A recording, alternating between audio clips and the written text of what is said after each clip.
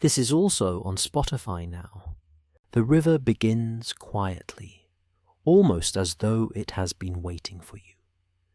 Before the first barrel is rolled toward the waiting boat, before the ropes are untied from the worn wooden posts, before the morning mist has fully lifted from the broad waters of the Rhine, there is already the comforting sense that this journey will unfold at its own gentle pace.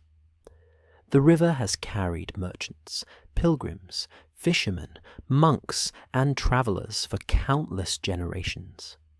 And tonight, you will simply become one more quiet traveller drifting with its timeless current. Every bend promises another village, another vineyard, another peaceful glimpse into the everyday life of medieval Europe, where the rhythm of trade follows the seasons more faithfully than any clock ever could.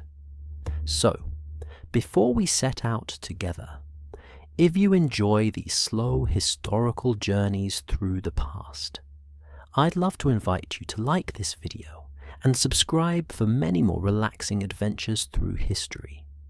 There is always another road to follow, another river to sail, and another forgotten corner of the past waiting to welcome you. And while you're here, I'd love to hear from you in the comments. If you could quietly travel beside any medieval river for a single week, which one would you choose, and why? Now, allow yourself to settle into a comfortable position. Let your shoulders loosen. Let your breathing become slow and unhurried. Perhaps dim the lights around you, wrap yourself in a warm blanket, and let the sounds of the present gently fade into the background. There is nowhere you need to hurry. The river has all the time in the world, and for tonight, so do you. As your thoughts grow lighter, the familiar world slowly drifts away. The distant hum of modern life fades like a shoreline disappearing into morning fog, replaced by the quiet splash of water against timber, the gentle creak of oak planks beneath your feet, and the cool breath of the Rhine flowing steadily toward the North Sea. You arrive just after dawn at a bustling riverside town within the Holy Roman Empire, where vineyards climb the surrounding hills in neat rows, their leaves catching the first pale light of morning. Stone houses stand close together along winding lanes, their upper wooden stories leaning slightly over the streets below.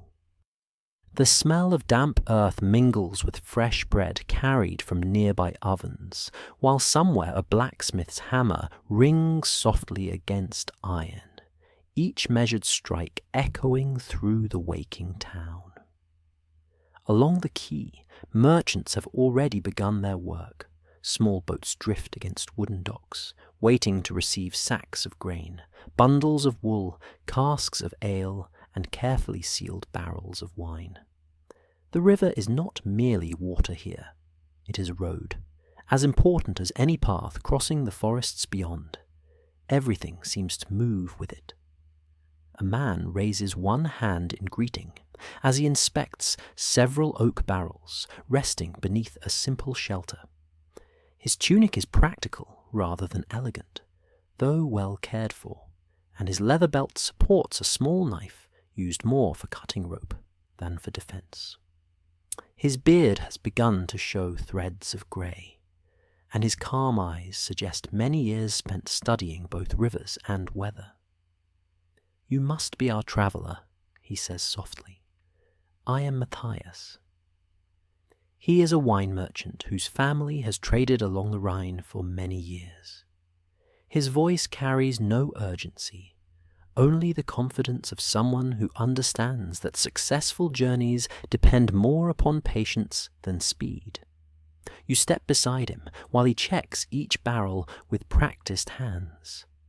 Every wooden hoop is inspected carefully. A loose hoop might allow precious wine to leak during weeks of travel. He taps one cask gently with his knuckles, listening more than looking. "Good," he murmurs. The cooper has done fine work. Nearby, another worker rubs beeswax along the bung of a barrel before sealing it tightly. Nothing is hurried. Each small task protects months of labour from the vineyards that blanket these hills. The vineyards themselves stretch across gentle slopes above the town, where vines have grown for generations. Families are already at work despite the early hour. Some prune wandering shoots, others inspect leaves for signs of damage after recent rain. Children carry baskets that are still empty now, but will one day hold ripe grapes during harvest. You climb the hillside with Matthias before departure. Narrow paths weave between the rows, and the earth beneath your boots feels firm after several dry days. Looking down from the slope, the Rhine appears broad and peaceful, reflecting scattered patches of morning cloud. The merchant pauses beside an older vine. "My grandfather tended this one," he says quietly. His hand rests briefly upon its thick, twisting trunk before moving on. Many vineyards along the Rhine belong to monasteries, noble estates, or prosperous towns, while others remain in the care of families who have cultivated the same land for generations. The grape varieties differ from place to place, shaped by local soil and climate. Every hillside carries its own quiet reputation. The work of producing wine occupies nearly the entire year. Vines require careful pruning during colder months. Spring demands attention as fresh growth appears. Summer brings watchful care against disease or storm. Autumn rewards patient effort with harvest, pressing, and fermentation before the wine eventually rests inside oak barrels, much like those waiting below. The process reminds you a little of tending a long garden, whose reward arrives only after many months of quiet attention, rather than immediate results. As the sun climbs higher, both of you descend toward the quay where the cargo waits. Two sturdy boatmen position thick wooden planks between dock and vessel, allowing each barrel to be rolled aboard. Every movement requires cooperation. One man steadies the barrel, another guides it, a third controls its speed, using a rope looped around its middle. Matthias watches every cask settle into place before marking its position with charcoal upon a wax tablet. Organization matters. Deliveries must be made to different towns, monasteries, and merchants along the river. You help coil several lengths of hemp rope after the loading is finished. The rough fibers leave a faint impression across your palms, though the work feels pleasantly satisfying. Small routines like these become part of daily life upon the river.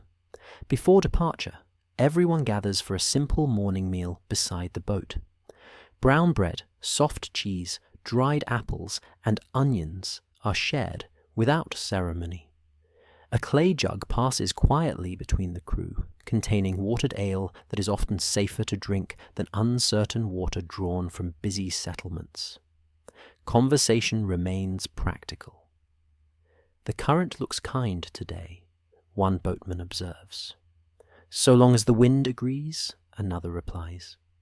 Matthias simply nods while glancing toward the sky. Soon the ropes are untied. Long poles push gently against the riverbed near shore, until the current begins to carry the vessel away from the dock. The town slowly recedes behind you, its church tower rising above clustered rooftops, while vineyards continue climbing the surrounding hills like green stairways toward the forests.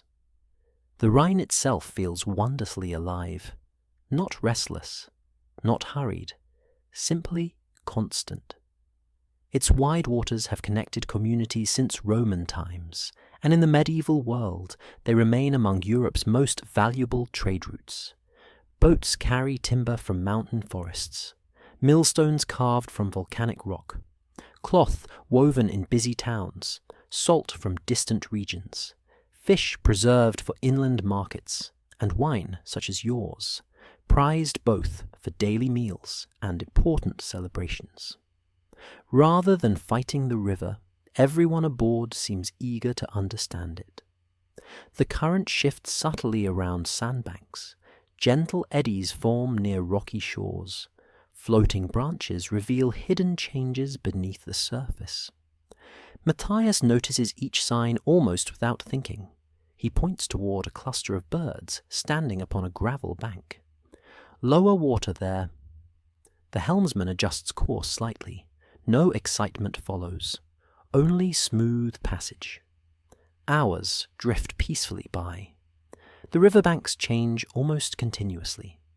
Dense woodland gives way to open meadows, where cattle graze beside quiet villages. Small stone churches appear upon distant hills. Fishermen tend nets from narrow boats close to shore, while smoke curls gently upward from cottages preparing midday meals. You notice how nearly every settlement faces the river. Doors, warehouses, workshops, and markets all seem arranged with trade in mind. The Rhine brings visitors, goods, and news, more reliably than many roads crossing the forests. Around midday, the boat approaches a modest landing where several villagers wait with empty carts. 2 barrels are carefully unloaded for a local inn, whose owner greets Matthias warmly.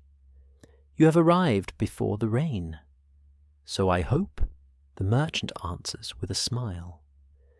Payment is recorded carefully, not only with coins, but also through written accounts that help maintain long-standing business relationships. Trust grows slowly over many successful journeys. While the barrels are rolled toward the village, you stretch your legs beneath tall poplar trees lining the shore. Nearby, women rinse linen in shallow water, while children gather smooth stones for games only they fully understand. A shepherd passes with sheep moving at an unhurried pace, tiny bells producing a gentle rhythm that blends with flowing water. The air smells faintly of crushed grass, warmed beneath the afternoon sun.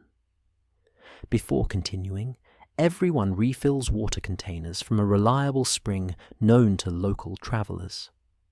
Fresh water matters greatly during extended journeys, and experienced merchants remember dependable sources almost as carefully as profitable customers. Matthias kneels briefly beside the spring. "Good water," he says. He fills a wooden cup and offers it to you first. It tastes wonderfully cool after the warm walk. The boat is soon underway once more. The afternoon unfolds without urgency, carried forward by the steady movement of the river beneath the hull. The sound of water becomes so constant that it almost disappears into the background, leaving room for quieter details to emerge. A swallow skims low across the surface before rising toward a stand of willow trees. Somewhere downstream, the soft ringing of a church bell drifts over the water, fading long before the village itself comes into view. You settle onto a folded wool cloak near the center of the boat, while Matthias examines a strip of parchment containing the names of customers awaiting delivery farther along the Rhine. The ink has faded slightly from years of careful folding, yet every note remains clear enough for him to read with practiced ease. "Our next stop is a monastery," he says quietly. "Their cellar-master keeps excellent records, better than many merchants." He rolls the parchment again and slips it safely inside a leather case. The boat follows the gentle bend of the river, revealing a new stretch of countryside. The vineyards have become steeper here, climbing hillsides that seem almost too sharp to cultivate. Stone retaining walls support narrow terraces where vines reach toward the sunlight. From a distance, the rows resemble careful stitching upon a great green cloth spread across the slopes. Generations of patient labour shaped these hills.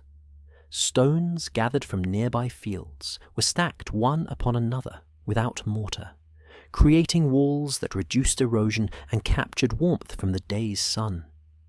Even after sunset, the stones slowly released their stored heat, helping the vines through cool evenings.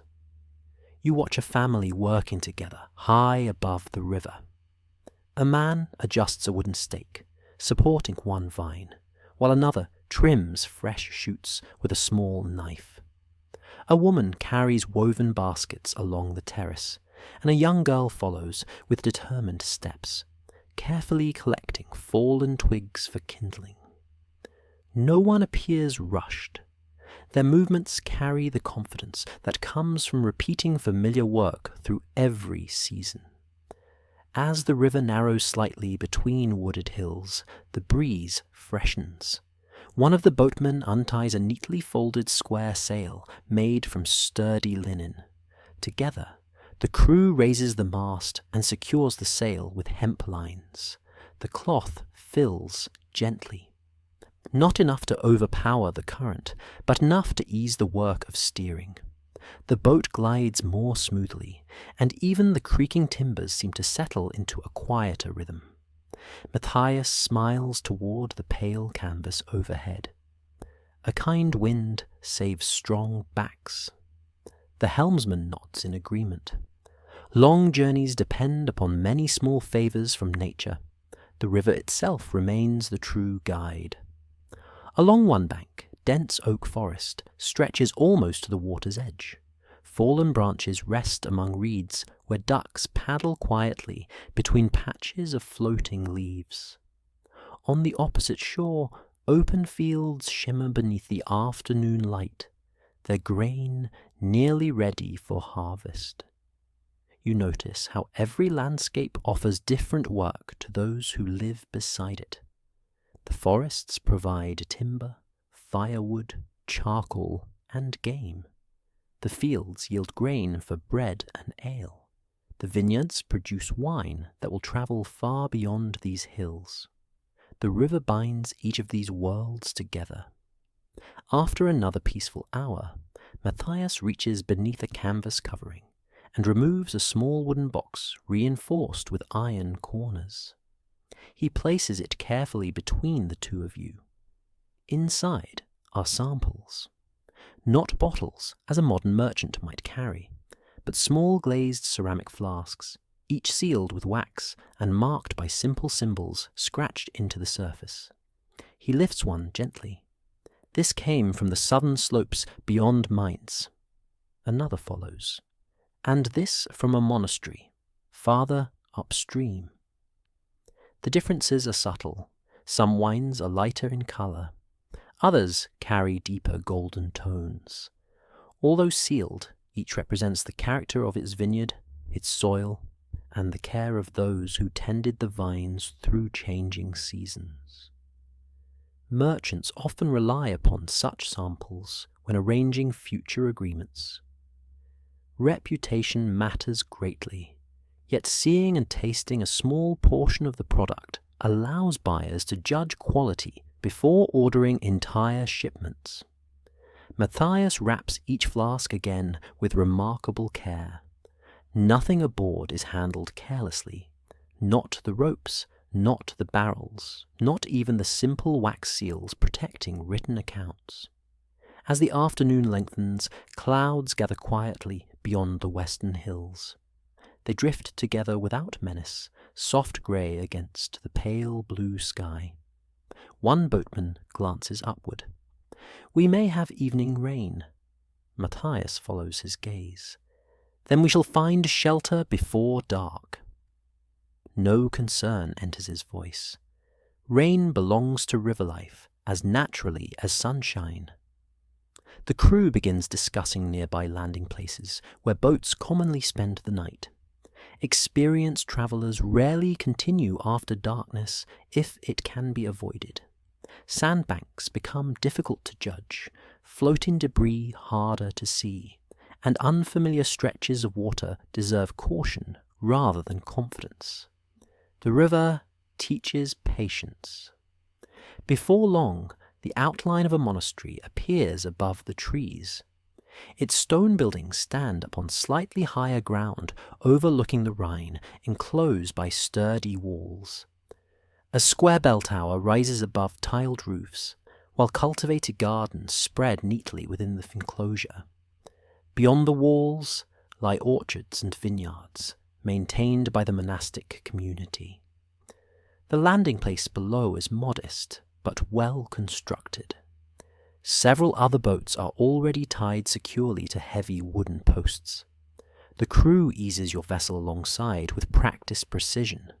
Ropes are thrown, knots are tied. The boat settles gently against the dock. A lay brother welcomes arriving merchants with quiet courtesy. His simple wool habit is practical for daily work, and his hands bear the roughness of someone accustomed to gardening and lifting supplies rather than remaining indoors. "Peace be with you," he says. "And with you," Matthias replies. 2 barrels are carefully unloaded, using broad leather straps wrapped around their middle. The monks assist without unnecessary conversation. Every movement is deliberate, preserving both the cargo and the strength of those carrying it. You accompany Matthias through the monastery gate. Inside, the atmosphere feels wonderfully calm. Herb gardens fill the air with a scent of sage, rosemary, and mint.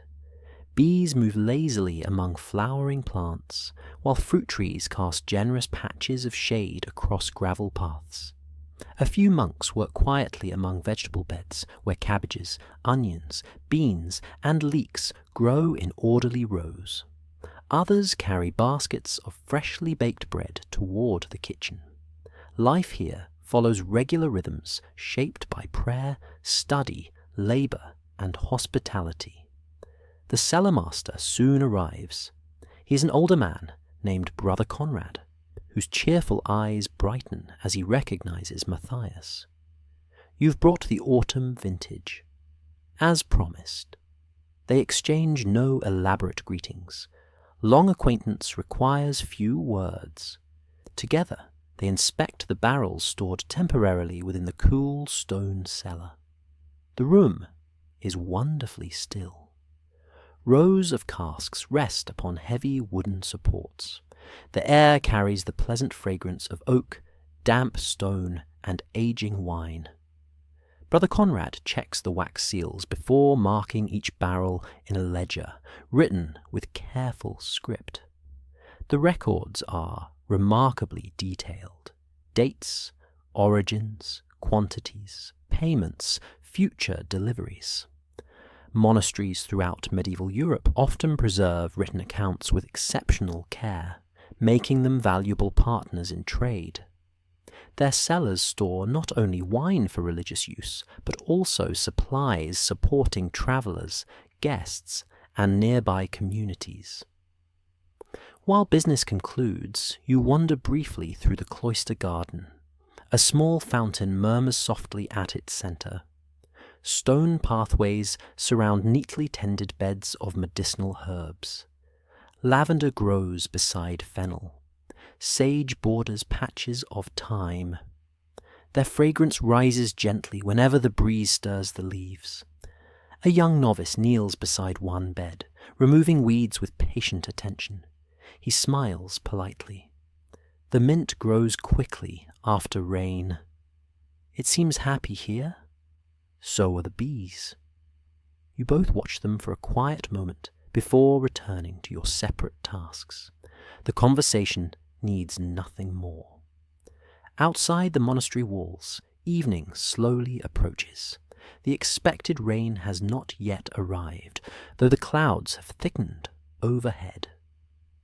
Matthias suggests remaining at the riverside landing for the night, rather than pressing onward.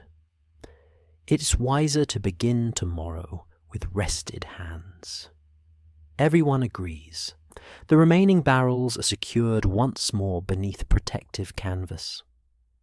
Additional ropes hold them firmly in place should the weather become unsettled during the night.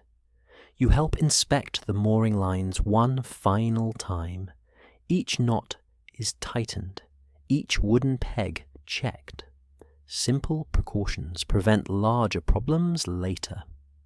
Nearby, another merchant repairs a worn section of rope, using careful splices that almost disappear within the twisted hemp. An older fisherman mends his net beneath a lantern, his fingers moving so naturally that he scarcely needs to look down. The riverside becomes a quiet gathering place where travellers from different towns share the same peaceful evening. As daylight softens, supper is prepared over a small cooking fire on the shore. A black iron pot hangs above steady flames, filled with barley, onions, leeks, and dried peas that have simmered slowly throughout the afternoon. Fresh bread from the monastery accompanies the meal, along with soft cheese and a handful of late summer apples. Matthias slices the bread into generous portions.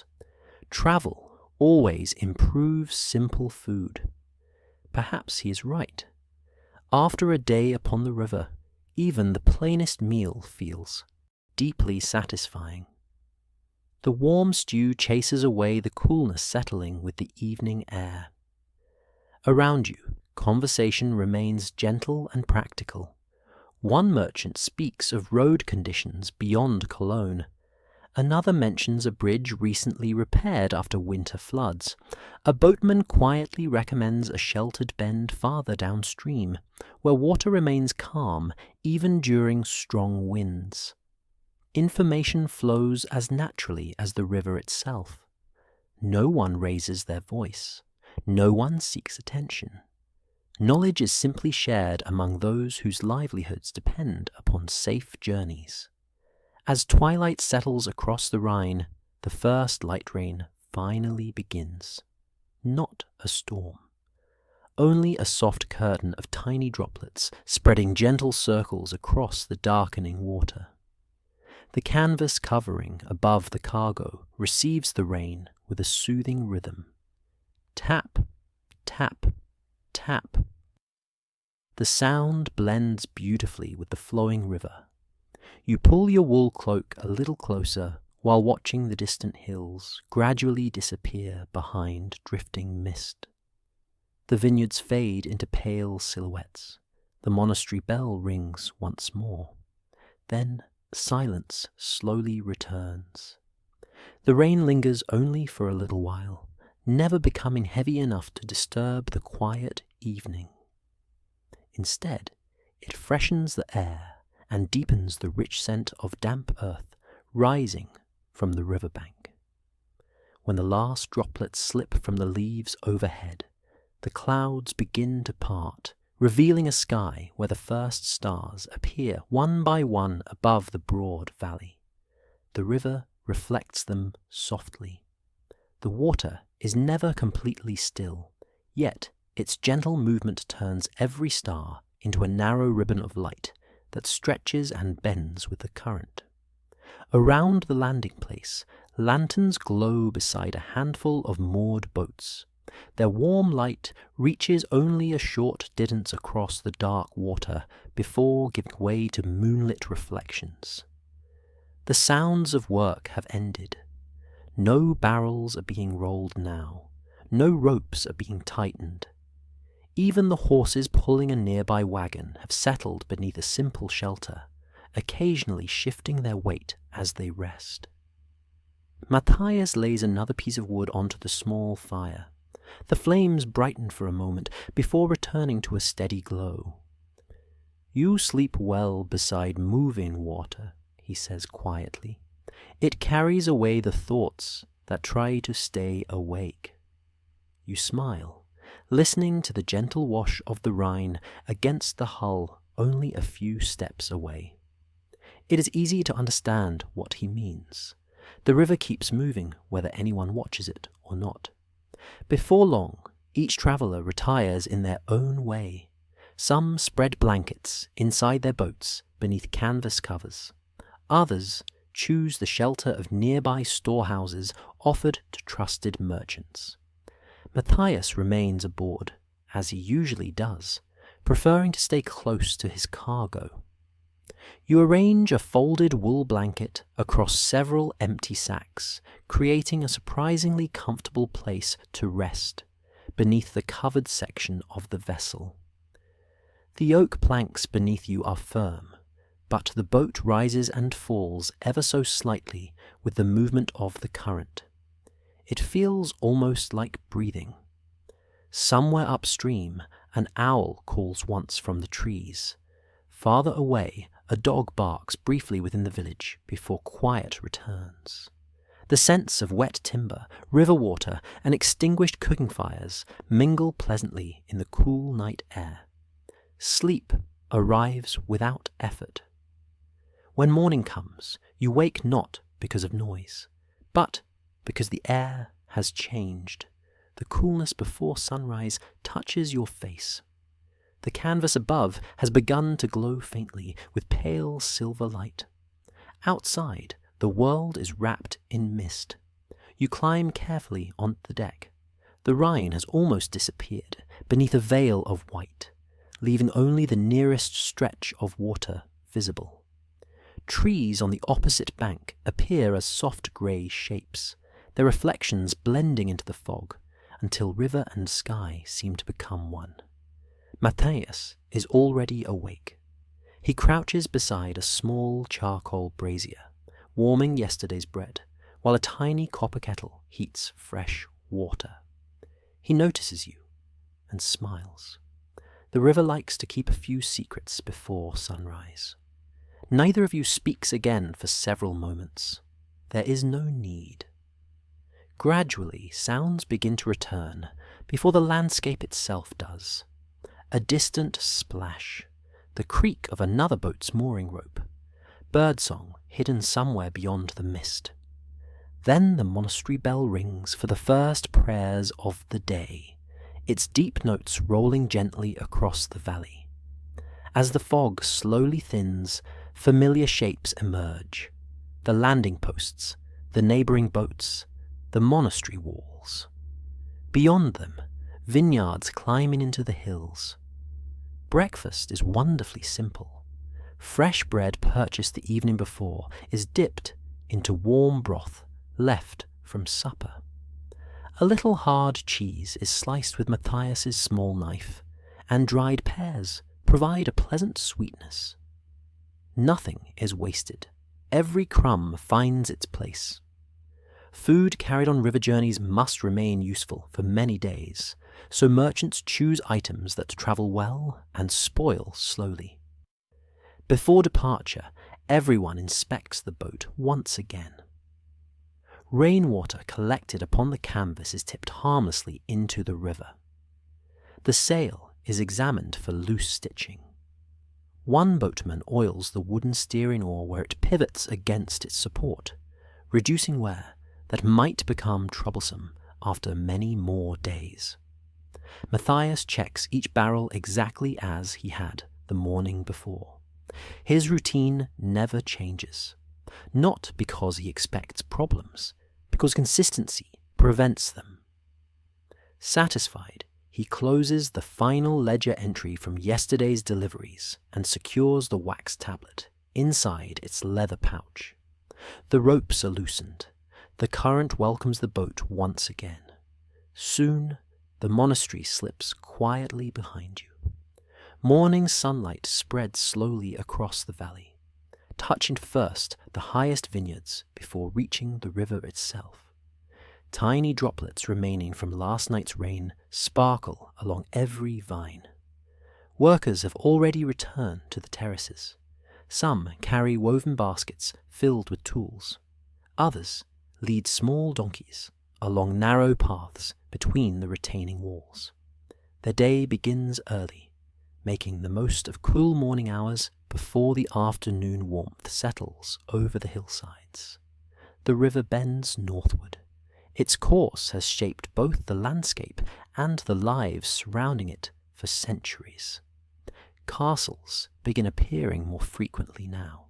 Some stand upon steep, rocky heights overlooking the water. Others occupy lower hills, where they watch important crossings or stretches of valuable trade. Their towers are visible long before the buildings themselves. Most belong to local lords whose responsibilities include protecting nearby lands and, in many places, collecting lawful tolls from merchants using the river. Matthias notices your gaze. "Before long," he says, "we'll reach one." His tone remains calm. River tolls are an accepted part of trade. Merchants plan for them just as carefully as they plan their cargo.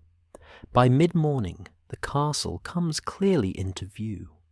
Its thick stone walls rise above a narrow section of the Rhine where steep hills press close against the water. A square keep dominates the hilltop, while below a sturdy wooden landing extends into the river beside a small customs house. Several boats wait patiently ahead. No one appears impatient. Each vessel moves forward in turn. While waiting, the crew lowers the sail. The current alone carries the boat gently toward the landing. A clerk wearing a dark wool cloak steps onto the dock, carrying a wax tablet and writing tools. He greets Matthias politely. "Good morning, and to you."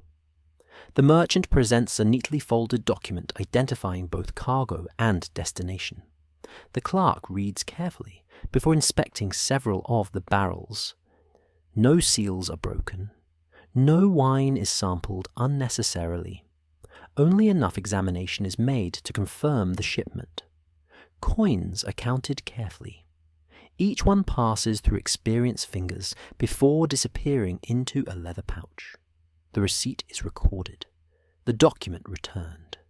Safe travels. Our thanks. Within only a short while, the boat continues downstream once more. Everything has unfolded with quiet order. Trade along the Rhine depends not only upon merchants and customers, but also upon systems of record-keeping, toll collection, and local authority. Every successful journey reflects cooperation between many communities connected by the same flowing water. The valley gradually widens again. Sunlight grows warmer.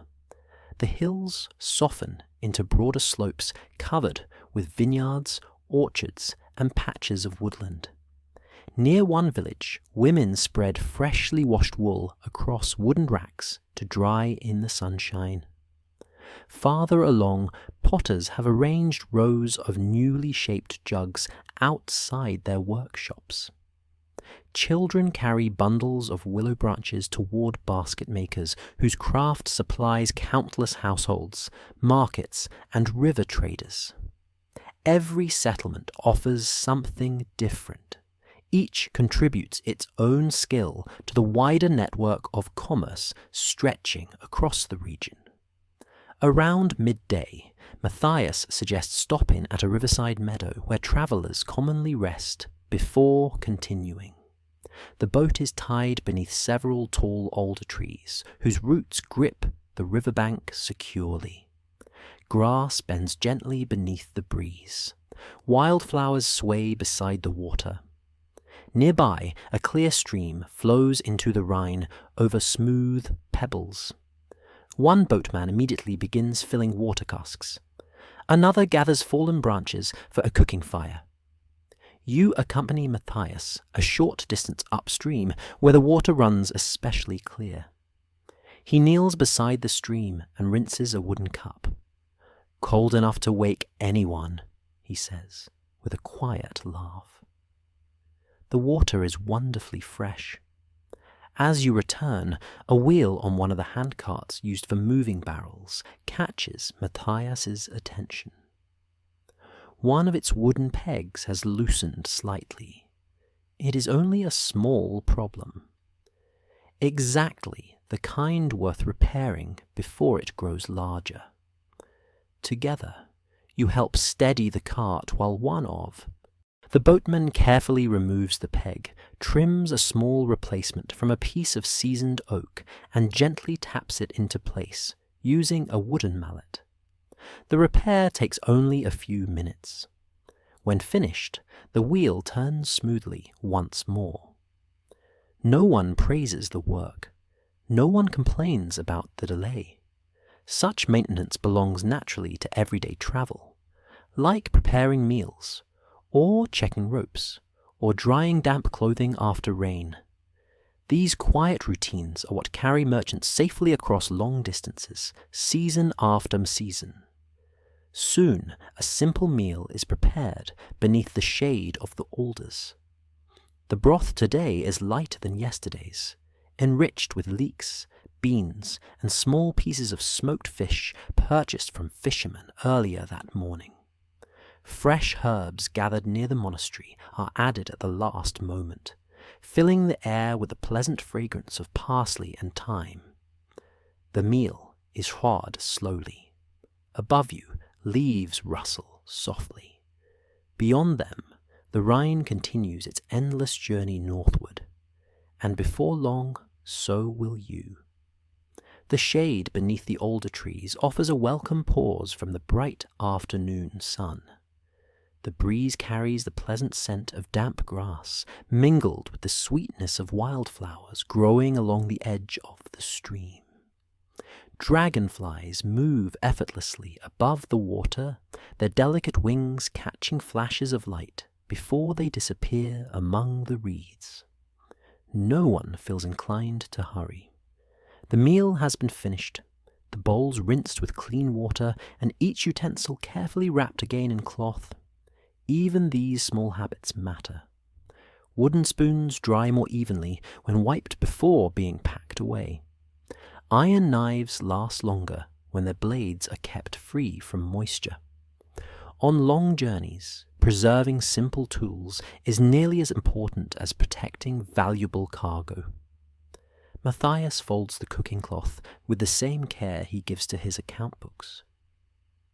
My father always said, he remarks while securing the bundle, that a merchant who respects little things usually keeps the larger ones safe as well.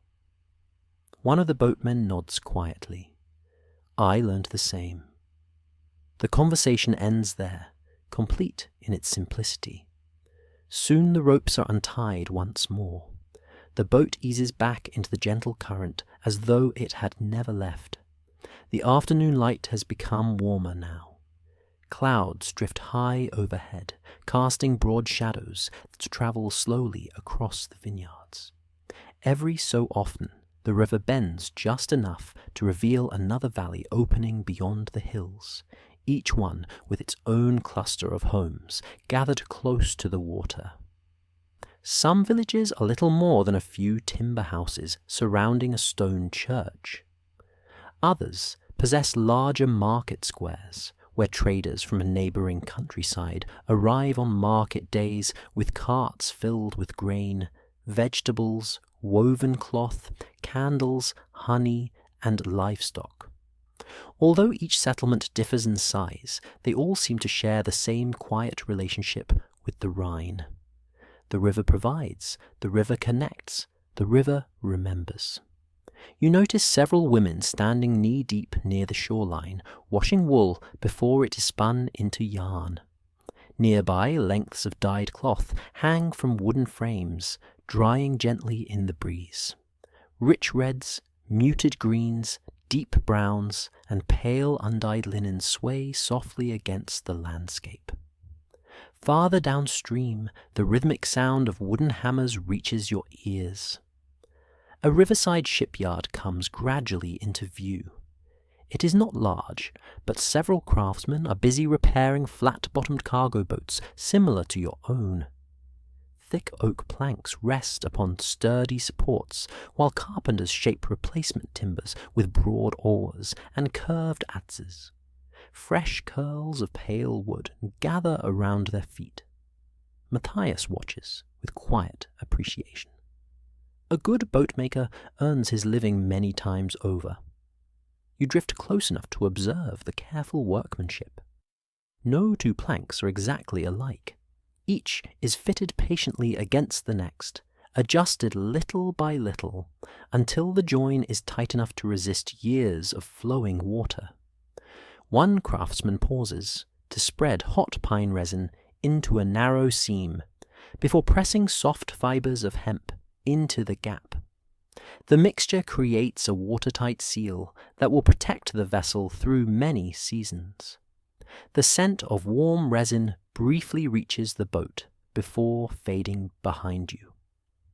The river carries every smell only for a moment. By the time you round the next bend, the shipyard has disappeared entirely behind a line of poplar trees. The afternoon continues peacefully. The current grows slightly stronger where the river narrows between low rocky banks. The helmsman makes only gentle corrections with the long steering oar, reading the water almost as though it were a familiar piece of writing. Matthias points toward the surface. See the darker line? You look carefully. A narrow ribbon of deeper water curves across the river. That is where we belong today. The safest path often reveals itself through subtle signs, rather than obvious ones. The deeper channel moves with a smoother surface. Tiny whirlpools form beside hidden stones. Floating leaves gather in certain places while avoiding others. Centuries of experience have taught river people how to notice such details, almost without conscious thought. Watching them, you begin to understand that the Rhine is never truly the same from one day to the next. Rain upstream changes its depth. Spring snowmelt alters its speed. Even fallen trees can reshape familiar currents. The river remains constant only in its continual change. As the sun climbs towards the western sky, another boat appears ahead. Its broad hull carries sacks stacked beneath woven covers, while two sturdy horses walk slowly along the riverbank, pulling the vessel by means of a long tow line. Where the current becomes difficult, towing is often more practical than relying upon sails alone. The towpath follows the shoreline, worn smooth by generations of hooves and footsteps. You watch the horses carefully. Their pace is unhurried. Each step seems almost perfectly matched to the movement of the boat. The drivers speak softly to them, using only a few quiet words. There is no shouting, no cracking of whips, only patient guidance. The boats pass one another with respectful greetings. Safe water and fair trade. Simple wishes, exchanged countless times between strangers who nevertheless understand one another's work. Matthias raises a hand. The other merchant returns the gesture before disappearing gradually around the bend behind you. The afternoon breeze strengthens just enough for the crew to raise the sail once more. Canvas fills gently overhead. The boat responds almost immediately, gliding with a little less effort through the broadening valley. The sound changes too. Instead of only water against timber, you now hear the quiet flutter of linen, the occasional creak of rope, and the steady whisper of wind passing across the sail. It is a comforting harmony. No instrument could imitate it quite the same way. The hours pass almost unnoticed. From time to time, Matthias opens his ledger, adding brief notes with careful handwriting.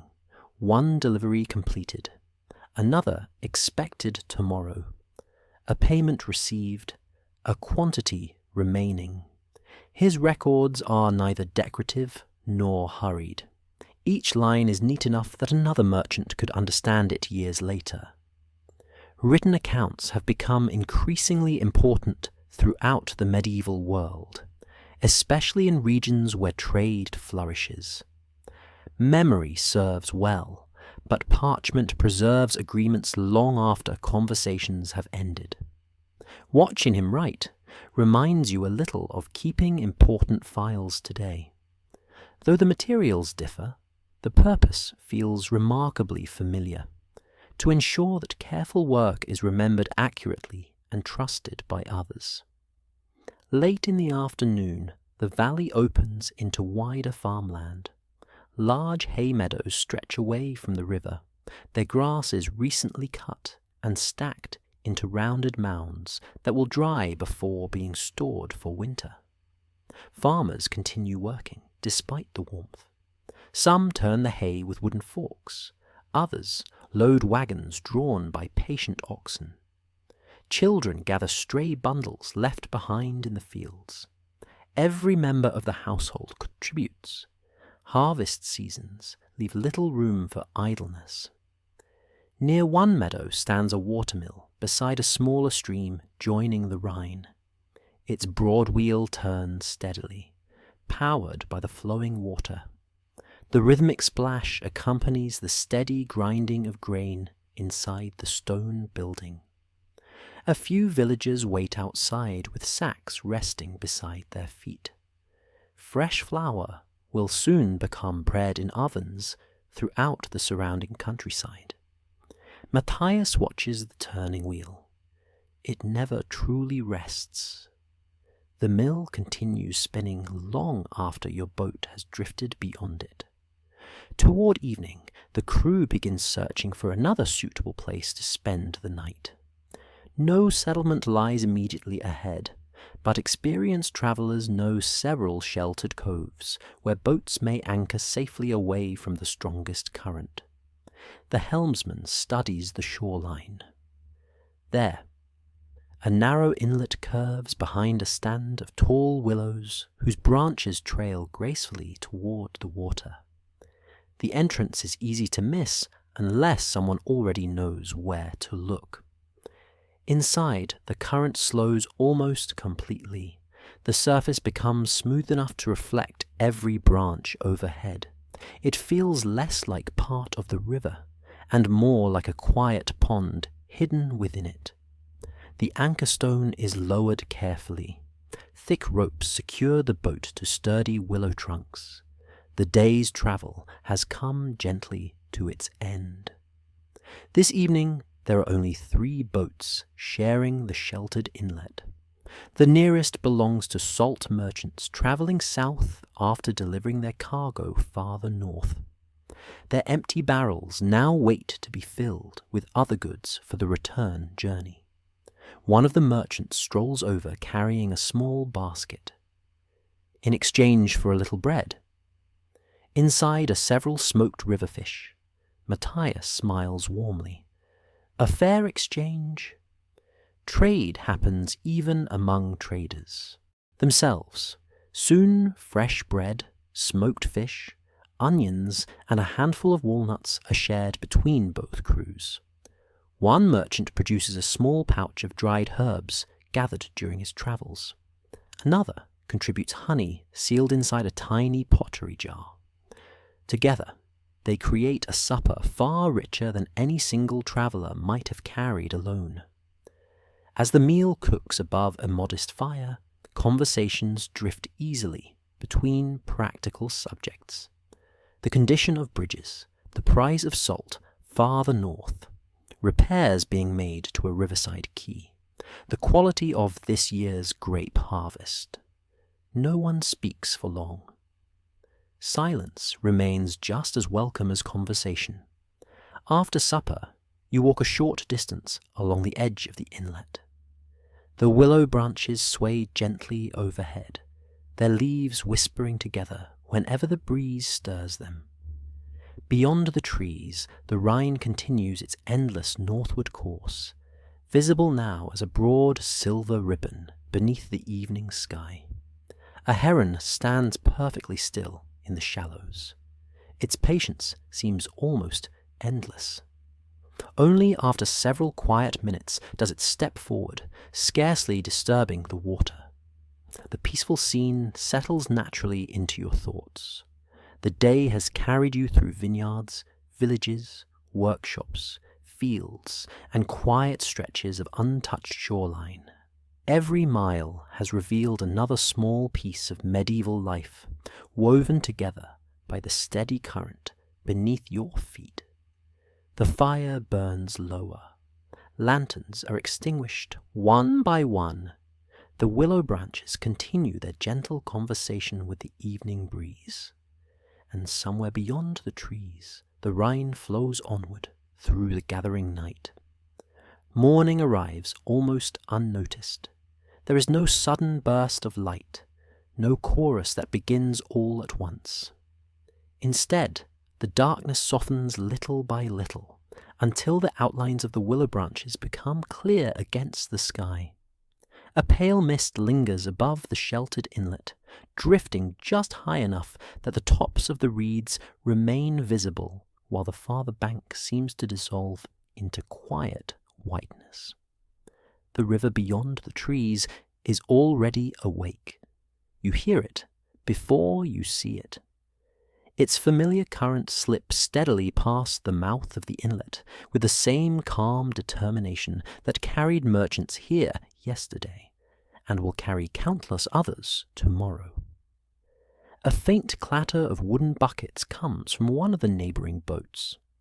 Someone stirs the embers of last night's fire.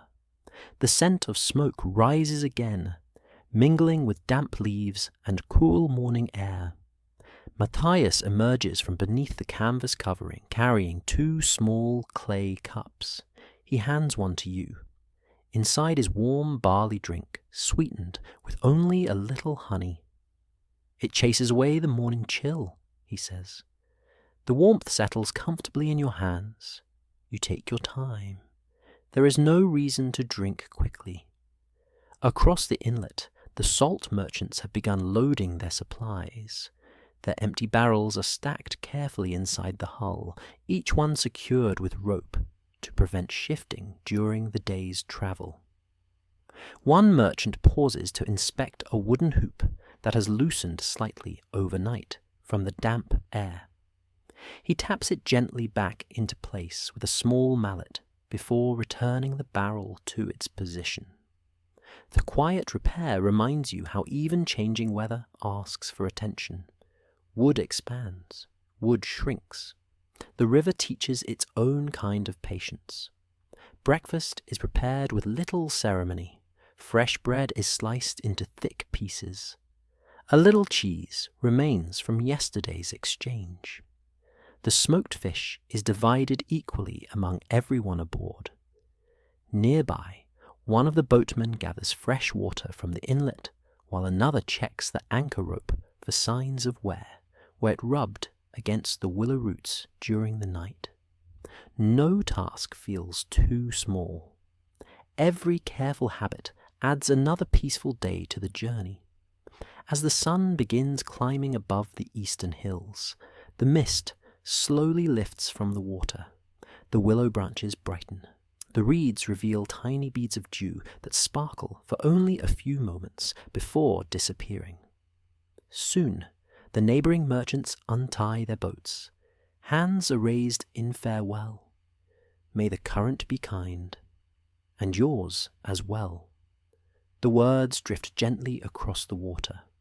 Within minutes, their vessel slips back onto the Rhine, turning south while your own boat gradually joins the northbound current. 2 journeys continue, each in its own direction. The river accepts them both. The morning air remains wonderfully cool. A light breeze carries the scent of vineyards long before they come into view. As the boat rounds another gentle bend, the hills begin rising more steeply than before. Vineyards cover nearly every slope where sunlight reaches, climbing so high that they seem almost to meet the forests above. Stone watchtowers appear occasionally among the vines. Some are little more than sturdy shelters where workers store tools or keep watch during harvest. Others stand beside narrow paths winding down toward the river. Every hillside speaks quietly of generations who have shaped it. Matthias notices you studying the terraces. Many families know every vine, he says, not by counting them, but by walking among them every season. It is easy to believe. From the river, the rows appear orderly. Up close, each vine carries its own small history. Some trunks are thick and twisted with age. Others are younger, carefully trained along freshly placed stakes. Together, they form a living landscape that changes almost imperceptibly from year to year. Before long, voices begin carrying across the water. Harvest has not yet begun in earnest, but several workers are already repairing baskets woven from willow. Others strengthen wooden presses stored beneath open sheds near the edge of the vineyards. Preparation begins well before the first grapes are gathered. Large harvests depend upon many quiet weeks of readiness. You drift close enough to see coopers at work beneath one shelter. Fresh oak staves lean against the wall, while finished barrels stand nearby awaiting inspection. One craftsman heats narrow iron hoops over glowing coals before fitting them around a newly assembled cask. As the metal cools, it tightens, pulling the wooden staves firmly together. His movements are steady, measured. Every strike of the hammer lands exactly where it should. Matthias watches with quiet admiration. A poor barrel wastes a good vineyard. The cooper glances toward the passing boat and lifts one hand in greeting without pausing his work. The sound of his hammer follows you downstream for several minutes before fading into the distance. The river widens once more. Small islands covered with alder and poplar divide the current into several channels. Gravel banks glisten beneath the clear water, and the helmsman studies them carefully. He points toward a line of ripples. We'll stay left.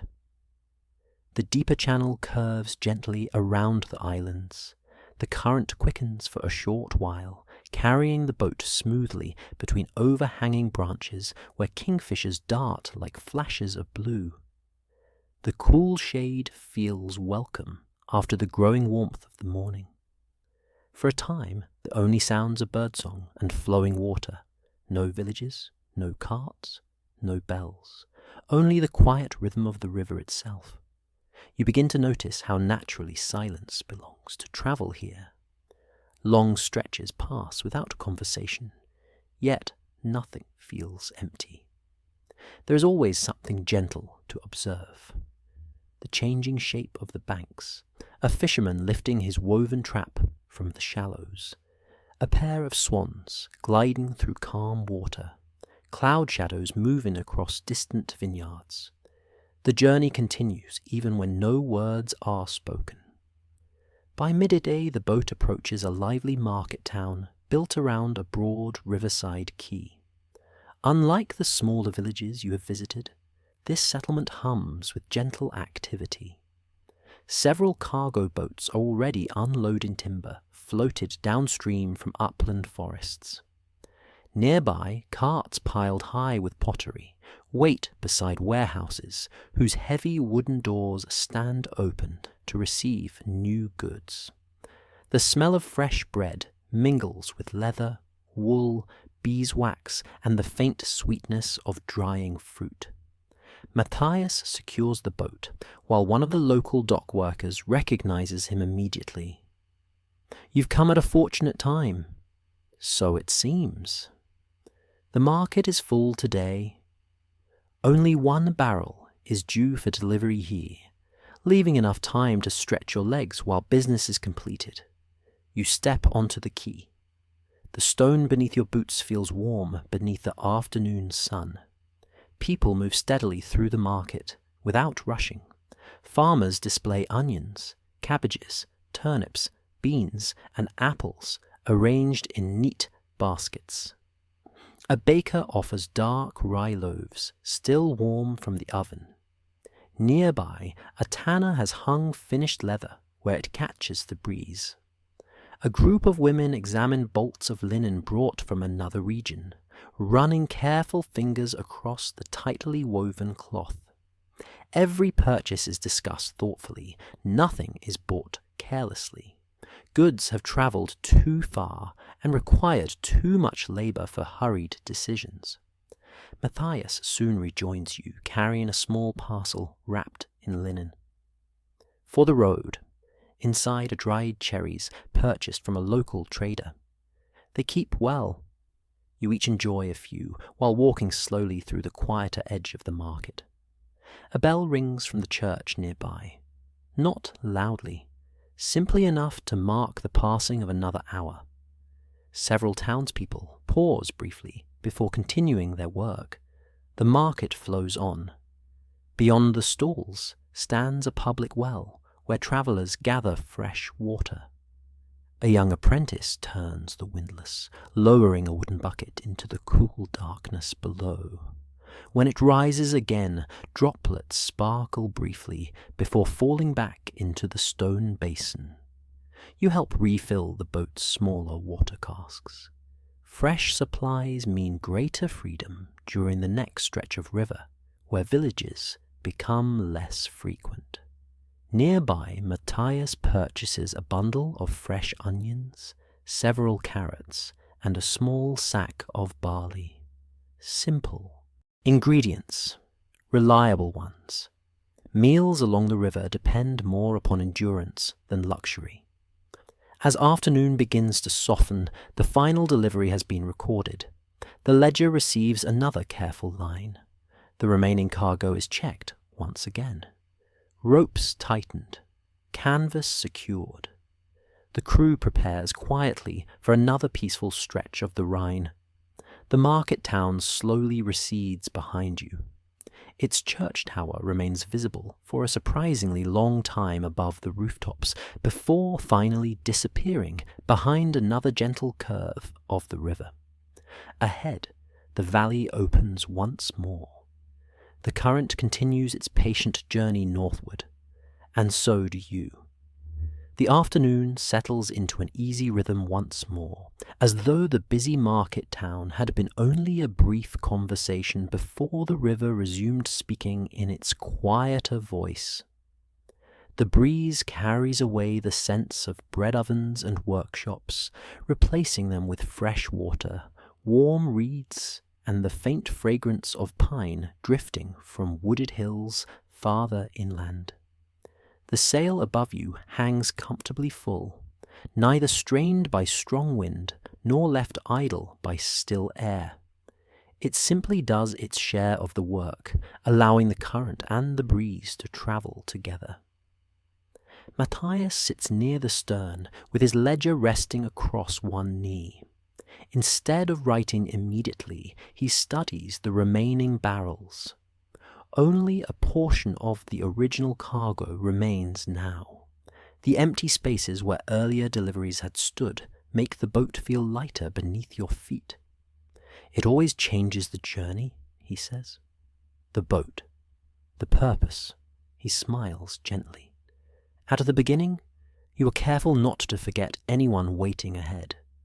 Near the end, you begin thinking about those waiting at home. His words linger quietly. A merchant's travels are measured not only by the distance covered, but by the promises kept along the way. The river bends toward a broad floodplain where the current slows slightly. Tall reeds sway along the banks, and patches of water lilies spread across sheltered inlets. Their broad green leaves rest almost perfectly still, despite the steady movement of the Rhine beyond them. A family of ducks moves between the reeds. The smallest follow in an uneven line, occasionally stopping to investigate floating leaves before hurrying after the others. Even aboard the boat, their soft calls remain audible for a little while. One of the boatmen points toward the opposite bank. Beavers. You look carefully. Near the water's edge stands a cluster of freshly cut branches arranged beside a modest lodge built from sticks and mud. The animals themselves remain hidden, but their careful work is plain to see. The river serves every creature differently. For merchants, it carries trade. For fishermen, it provides food. For monks, it offers passage. For beavers, it supplies timber and shelter. All move with its seasons. As the afternoon continues, the valley grows wider than it has been for several days. The steep, vineyard-covered hills begin giving way to rolling farmland, where wheat has already been harvested from some fields. Bundles of straw stand upright in neat rows, drying beneath the sun before they are gathered into barns. Oxen pull heavily loaded wagons along tracks running parallel to the river. Their pace is slow, but remarkably steady.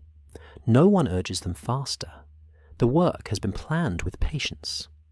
Nearby, several women spread flax across the grass to dry after soaking it in water. Later, its fibers will be separated, spun into thread, and woven into linen. From the river, the pale bundles resemble strips of morning mist laid carefully across the fields. Matthias notices your curiosity. It takes many hands before cloth reaches the market. You think about the linen displayed in the town earlier that day. Every bolt of fabric had begun with work like this. Every object has a longer story than first appears. The boat glides past another small settlement, where smoke rises lazily from bread ovens built beside stone cottages. Children play with wooden hoops along the riverbank, while an elderly fisherman patiently repairs a basket trap. He pauses only long enough to wave. The crew returns the greeting. Then each continues with the day's work. No one expects long conversations between passing boats. The river creates many brief acquaintances. Towards the middle of the afternoon, the wind eases. The sail loses its shape, little by little, until it hangs quietly from the yard. Without discussion, the crew lowers it. The mast remains standing, but the folded linen is secured neatly with rope. The current alone now carries the vessel onward. One boatman reaches for a long steering pole as the water becomes shallower near the shore. He presses its end gently against the riverbed. The boat responds almost immediately, drifting away from a gravel bank hidden just beneath the surface. The movement seems effortless, yet you realize it comes only from years of experience. No unnecessary force, no wasted motion, only calm precision. Matthias reaches into a wicker basket and offers everyone a handful of dried cherries purchased earlier in the market. Their sweetness contrasts pleasantly with the simple bread eaten at midday. One of the younger boatmen laughs softly. My children would finish this basket before sunset. So would mine, another replies. The brief exchange brings quiet smiles all around.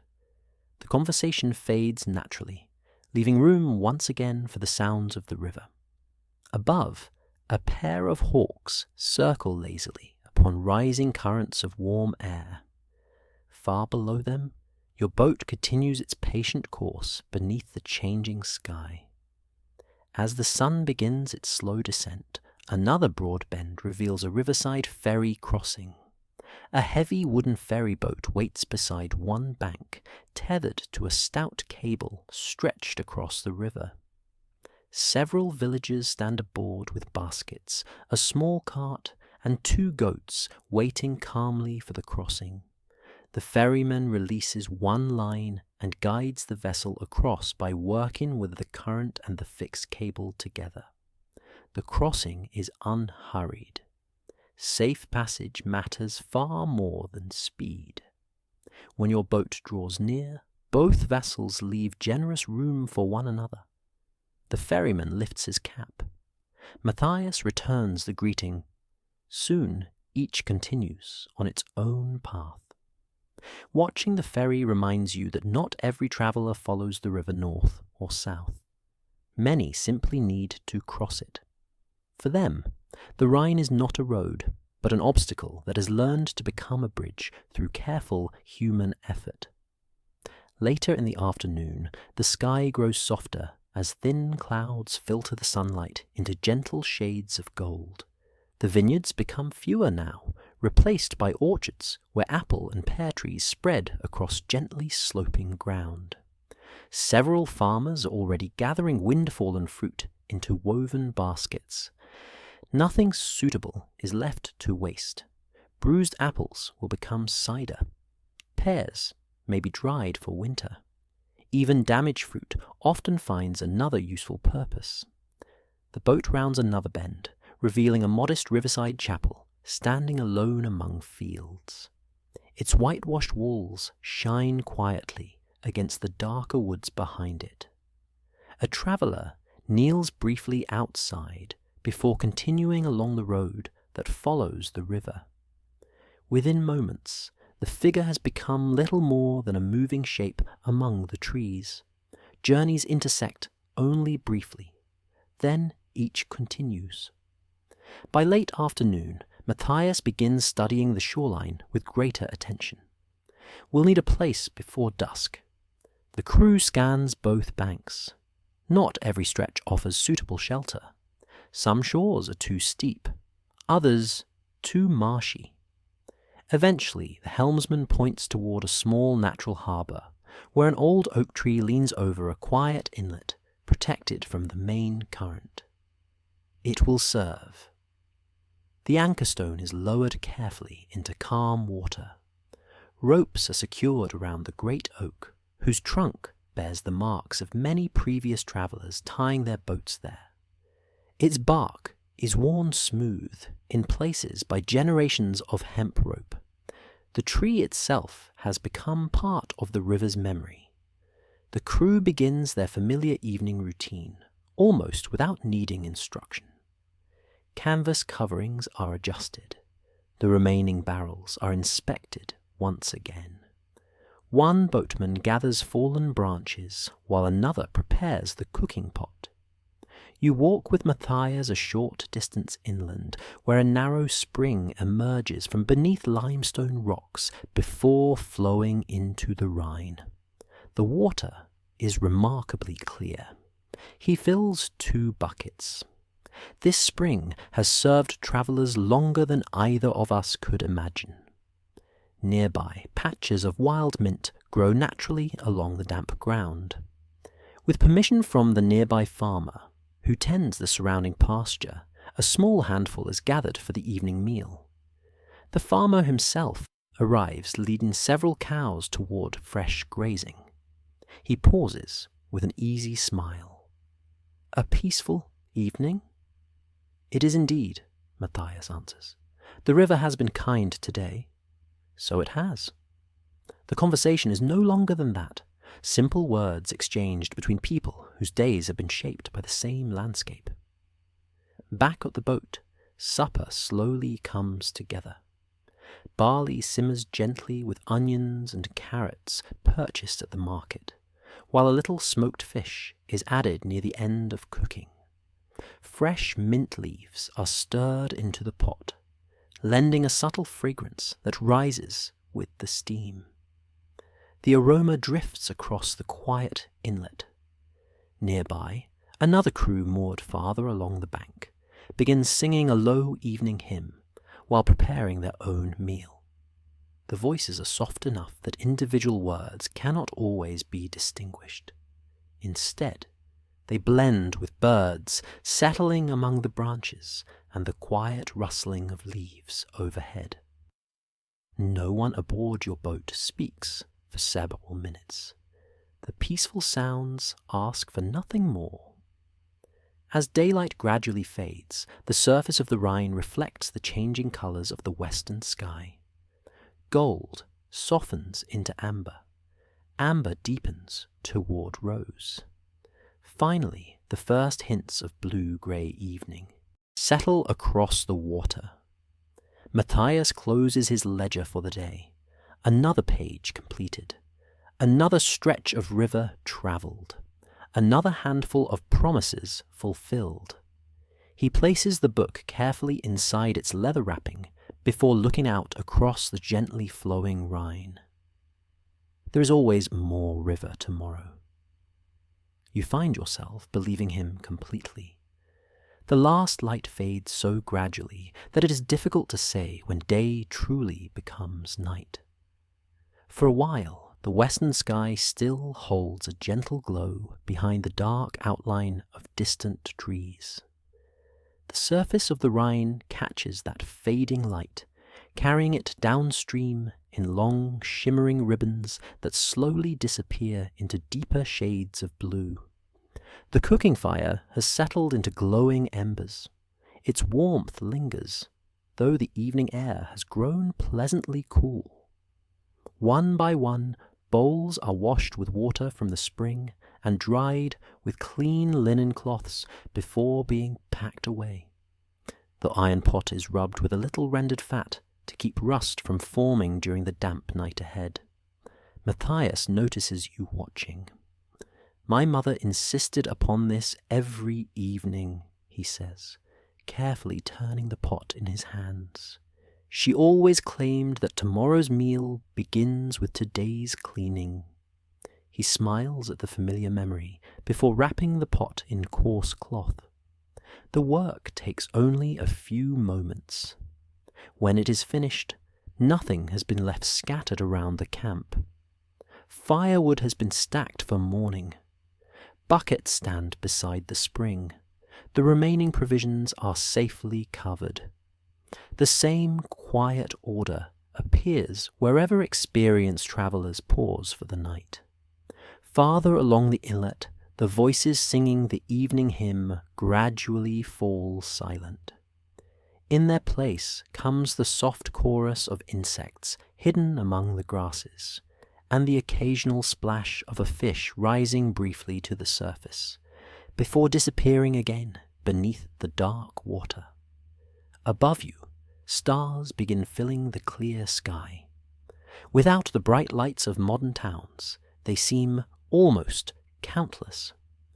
The broad band of the Milky Way stretches from one horizon to the other, reflected faintly upon the slow-moving river below. Medieval travellers often knew these familiar patterns well. While rivers, roads, and landmarks guided most journeys, the night sky offered quiet reassurance whenever clouds allowed it to appear. Matthias follows your gaze upward. "My grandfather could name nearly every bright star. And you?"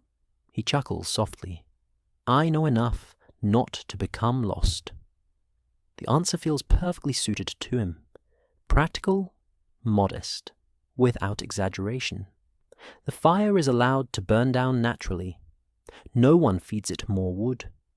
Soon, only glowing coals remain, casting a warm circle of light across the nearby grass. You settle once again beneath the canvas covering of the boat. The familiar scent of oak timber, hemp rope, and dried linen has become comforting over the past several days. Outside, the great oak tree creaks gently whenever the evening breeze stirs its highest branches. The sound blends almost perfectly with the flowing river. There is something reassuring about sleeping beside cargo that has travelled honestly through careful hands. Every barrel has been tended by vineyard workers, built by coopers, loaded by labourers, recorded by clerks, carried by boatmen, sold by merchants. Thousands of ordinary moments have quietly gathered together to make this single journey possible. With that thought resting gently in your mind, sleep comes easily. A cool breeze brushes across your face before dawn. You wake naturally, long before the sun has climbed above the eastern hills. The world is wonderfully still. Mist hangs low over the water once again, though not as heavily as the previous morning. The river remains visible, its broad surface flowing silently beyond the sheltering branches of the old oak. Drops of dew cling to every blade of grass. Spiderwebs stretched between reeds sparkle with tiny beads of moisture that vanish whenever the first rays of sunlight finally reach them. Matthias is already walking back from the spring, carrying fresh water balanced across a wooden shoulder yoke. He sets the buckets down carefully. The spring runs colder today. You kneel beside one bucket and splash a little water across your face. It is wonderfully refreshing. Nearby, one of the boatmen is inspecting the steering oar. The leather binding where it joins the pivot has loosened ever so slightly after several days of constant use. Without complaint, he sits upon an overturned barrel and begins replacing the worn strip. The repair requires only leather, an awl, and patient hands. No elaborate tools, no hurry. While he works, another crew member oils several wooden pulleys supporting the rigging. Each wheel spins freely once more. These quiet moments of maintenance rarely appear in written records, yet they make every successful voyage possible. Breakfast today is even simpler than usual. Fresh bread remains. The last of yesterday's cheese is divided into small portions.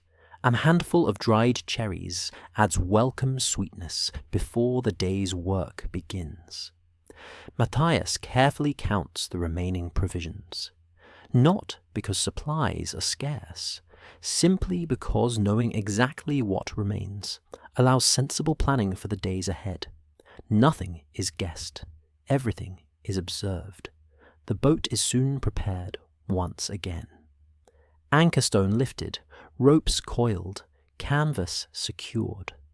With a gentle push from long wooden poles, the vessel slips quietly away from the familiar oak. The tree slowly recedes behind you. For countless travellers, it has marked one peaceful night's rest. Now it waits patiently for the next. The morning unfolds beneath clear skies. Sunlight gradually warms the broad valley, revealing fields bright with late summer colour. Golden grain stubble covers recently harvested land. Beyond it, cattle graze peacefully behind woven fences made from hazel branches. Small orchards stretch across gentle slopes where ladders lean against pear trees, waiting for the coming harvest. The rhythm of the countryside changes almost month by month. One crop has already been gathered, another still ripens. Every season asks different work from the people living here. As the river curves gently eastward, a line of monks appears walking along a riverside path. Each carries a small bundle upon his shoulder. Their habits sway gently with every step. They speak little. Instead, they walk together at an even pace that seems perfectly matched to the quiet landscape around them. Matthias removes his cap briefly as your boat passes.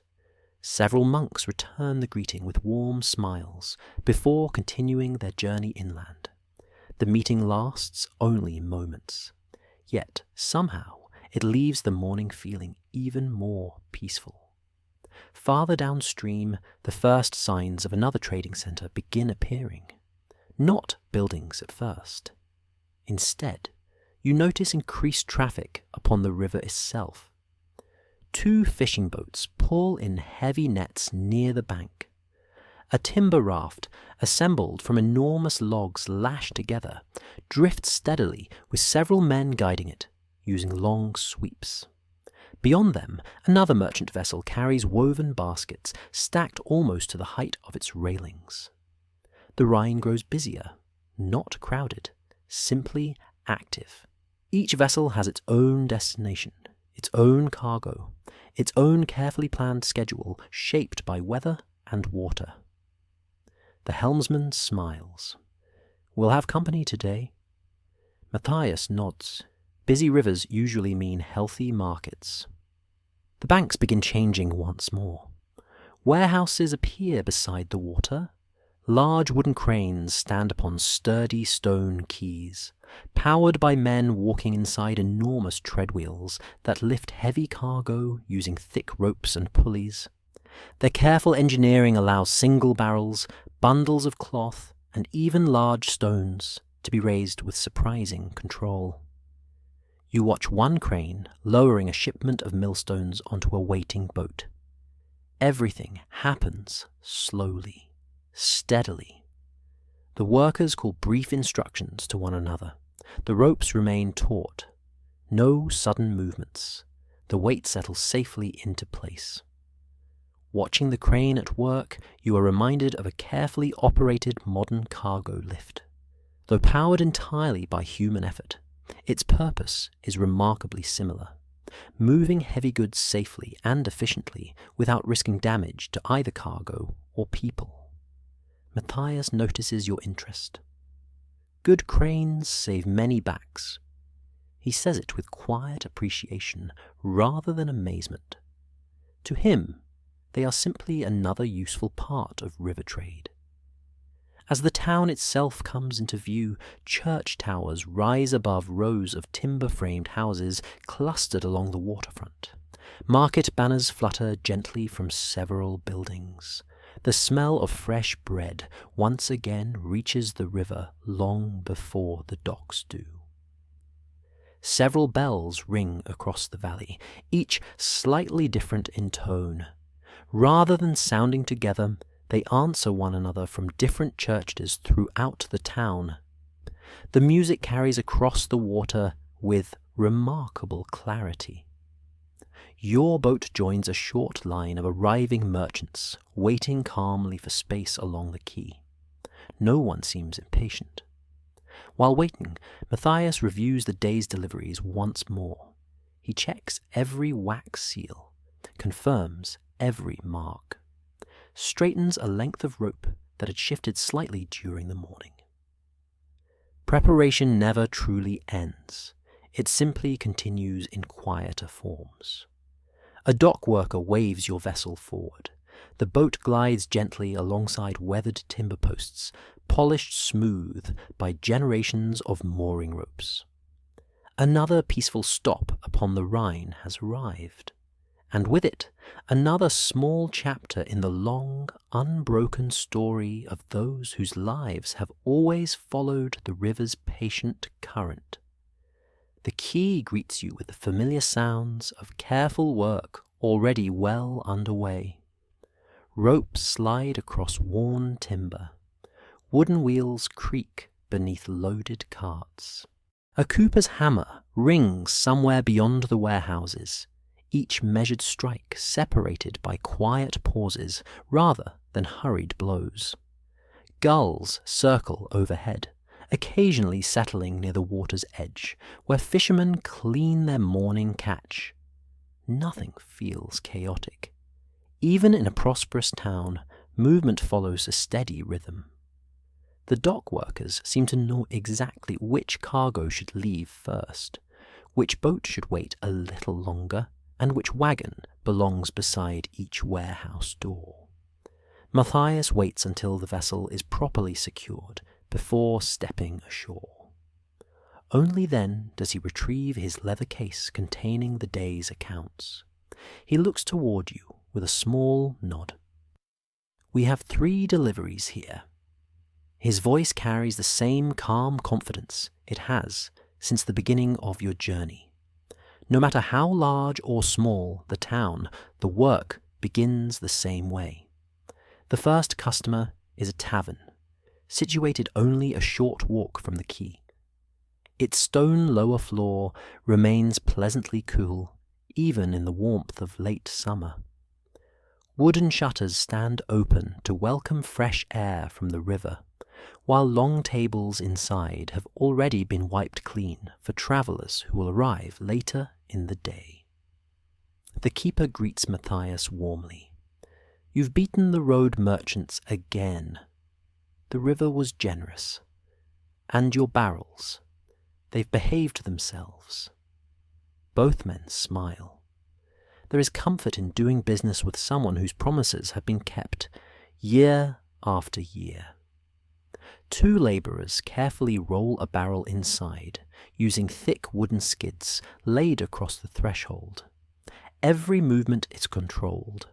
A sudden jolt could crack a stave or loosen a hoop, and no one wishes to waste the work of an entire vineyard.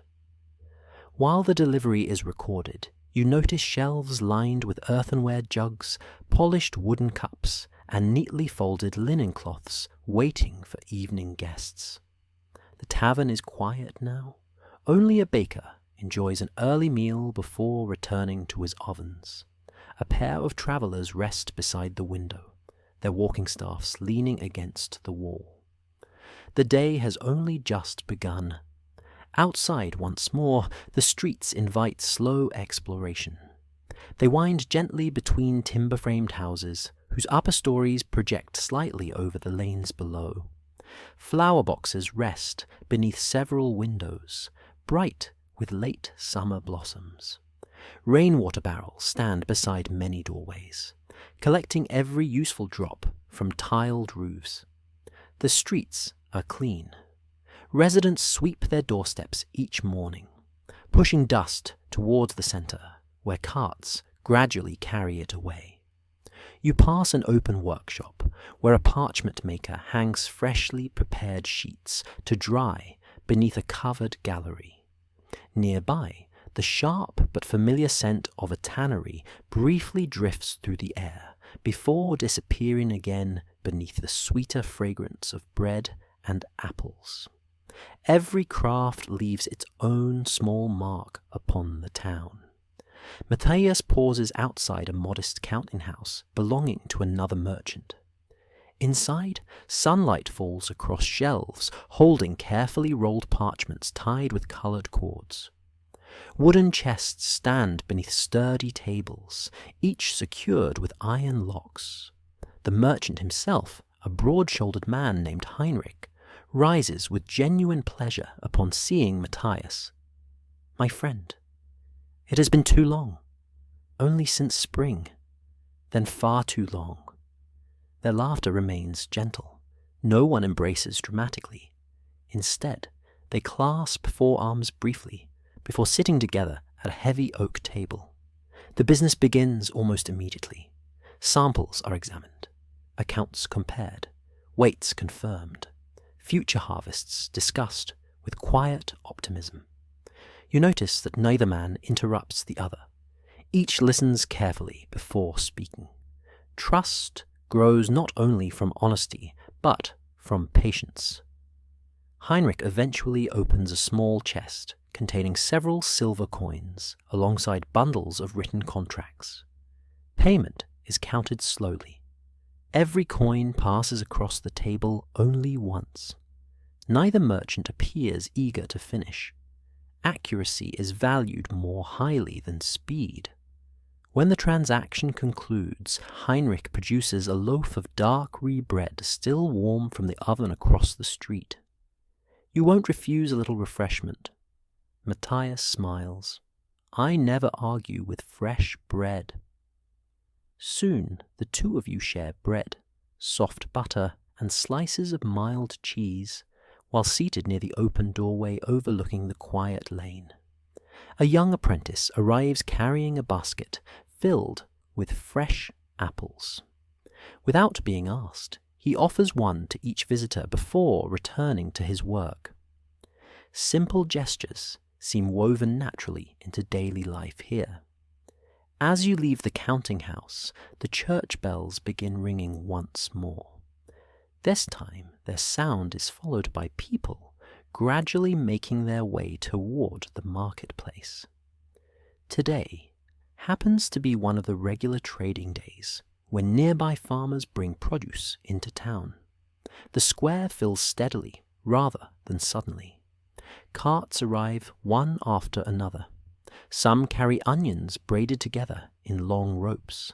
Others hold baskets overflowing with beans, carrots, and cabbages. One farmer unloads carefully trimmed wheels of cheese wrapped in cloth. Another arranges jars of honey beside neatly stacked beeswax candles. The market seems less like a place of noise than of quiet conversation. Buyers examine goods thoughtfully. Questions are asked, prices discussed, agreements reached with respectful nods. There is little shouting, little urgency. Everyone understands that careful trade benefits both sides. Matthias purchases a small bundle of fresh herbs, parsley, savoury, and dill, from an elderly woman whose family has cultivated herbs outside the town walls for many years. "They'll brighten tonight's supper," she says. "I'm certain they will." He thanks her warmly. Not far away, a basket maker demonstrates the strength of his work by filling one basket with smooth river stones before lifting it easily from the ground. Nearby, a potter displays glazed jugs whose green surfaces catch the afternoon light beautifully. Children gather around a storyteller seated beneath a broad linden tree. His voice remains low enough that only those nearby can hear. No crowd forms, only a quiet circle. The marketplace has room for every kind of work. Toward midday, the final barrel destined for this town is delivered to the cellar beneath a wealthy merchant's house. Stone steps descend into cool darkness, where rows of casks rest upon carefully built wooden racks. The cellar keeper inspects each seal by lantern light. Everything is satisfactory. Another careful entry finds its place within Matthias's ledger. Only a handful of barrels now remain aboard your boat. The voyage is steadily becoming lighter. Leaving the merchant's house, you walk together back toward the quay by way of the riverside gardens. These narrow plots are cultivated by townspeople who grow vegetables close to home. Beans climb wooden poles. Leeks stand in tidy rows. Cabbages spread broad leaves across rich soil. Apple trees cast welcome patches of shade where bees drift lazily among late blossoms, still lingering on younger branches. Several women draw water from the river using long poles fitted with buckets. Others rinse vegetables before carrying them home in woven baskets. Life continues quietly around the river every hour of the day. The water itself never seems separate from the town. Children learn to row almost as naturally as they learn to walk. Craftsmen depend upon arriving cargo. Millers rely upon grain floated downstream. Merchants measure seasons by changing shipments. Even those who rarely travel understand that the Rhine reaches far beyond the horizon. Back aboard the boat, preparations begin for departure. Fresh water casks are filled once again. The newly purchased herbs are wrapped carefully inside damp linen to keep them fresh. Bread, cheese, onions, and a sack of oats are stored neatly beneath the canvas. One of the boatmen replaces a frayed mooring rope with a new length of hemp, purchased from a rope maker near the docks. The old rope is not discarded. Its stronger sections will still serve for lighter tasks. Very little is wasted. Matthias stands quietly for a moment at the edge of the quay, looking back toward the busy market. Every town has its own way, he says, but the river teaches them all to welcome strangers. Soon the ropes are cast off. The current gently pulls the boat away from the weathered posts. People continue their work along the quay without ceremony. Another vessel is already moving into the space you've left behind. Trade does not pause. It simply continues. The town gradually slips behind you. Church towers grow smaller. The sounds of the marketplace soften until only distant bells remain. Ahead, the Rhine stretches onward beneath a wide afternoon sky, its waters reflecting slow-moving clouds that promise another calm day of travel. The boat glides quietly into the current once more. There is still more river to follow. The town fades so gradually that, after a time, it seems to have become part of the distant landscape, rather than a place you had only just walked through. The church towers sink below the horizon of trees. The sound of wagon wheels disappears. Only the steady whisper of water remains beside the hull. The river feels broader now than it had in the narrower valleys farther south. The hills have become gentler, their vineyards giving way more often to orchards, meadows, and cultivated fields. Here and there, clusters of oak and ash trees gather along the banks, their branches leaning towards the current, as though they have spent generations watching boats pass beneath them. The afternoon breeze freshens again. Without a word, the crew raises the linen sail. The familiar sequence unfolds with practiced ease. The mast rope is loosened. The yard rises. The sail catches the wind. The canvas tightens with a gentle sigh. Immediately, the boat feels lighter beneath your feet. It is remarkable how often the smallest changes alter the character of the journey. A little wind, a bend in the river, a passing cloud. Everything shifts almost unnoticed. Matthias settles beside one of the remaining barrels and removes a small whetstone from his pouch. From his belt, he draws the short knife he uses each day for cutting rope, trimming wax, opening sacks, and preparing meals. He wets the stone with a little water. Then, slowly and evenly, he sharpens the blade. The quiet rasp becomes part of the afternoon's music. There is no sense waiting until a tool becomes useless, he says. A few moments each day save much work later. When the edge satisfies him, he wipes the knife carefully before returning both blade and stone to their places. The habit feels as natural as checking the ropes or securing the cargo. Across the river, several fishermen stand knee-deep near a gravel bar.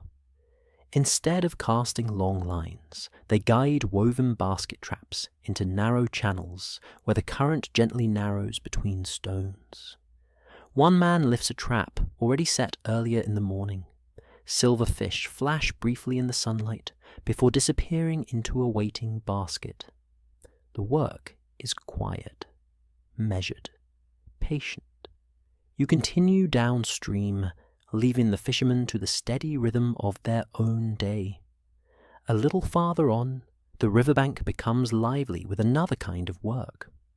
Several women kneel beside broad wooden tubs, washing newly shorn fleece.